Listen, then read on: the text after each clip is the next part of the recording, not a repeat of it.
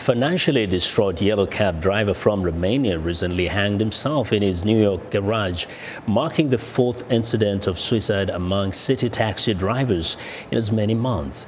In the tragedy's aftermath, members of New York's Taxi Cab Drivers Union are renewing their calls for a cap on the number of app-based for-hire vehicles such as Uber and Lyft. VOA's Ramon reports. Put up $20,000 a year like I have to pay my mortgage. The financial hardship that led to the suicide of a 65-year-old Romanian immigrant and near 30-year veteran of New York's yellow cab industry is becoming a familiar narrative to his colleagues and close friends. He couldn't take it. I will take it. I will die fighting. I'm not going to leave it like this. It is in my right because I invest in city and they are robbing me now. The number of yellow cabs in New York City is capped at over 13,000.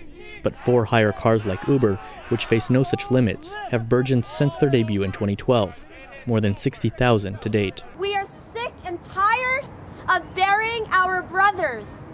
It is a nightmare. Owner-drivers are going through foreclosures and bankruptcies. Green cab drivers have been entirely abandoned. Livery drivers are trying to scrape by. It was here in front of New York City Hall that livery driver Doug Shifter killed himself using a shotgun in February, just hours after posting a message to Facebook detailing his spiraling economic distress, including 100-plus hour work weeks, a norm among many drivers in the industry. I didn't have enough money to pay this month's rent. Fewer pickups mean more hours on the road. For the city's immigrant population, which accounts for more than 90% of all professional drivers, that poses a deepening crisis. After lease and gas, you not make nothing for yourself. So you have to work like 15, 16 hours, what you're making in before 10 hours, I'm even surprised that there are no more drivers committing suicide or going on some other sort of rampage at this time, because this business has been so destroyed. Nigerian native Emmanuel Agbai owns a taxi medallion, a license required for all canary yellow taxicabs. It was once a prized possession costing over $1 million in 2014, but has since fallen to 1/5 that value, coinciding with the rise of app-based services.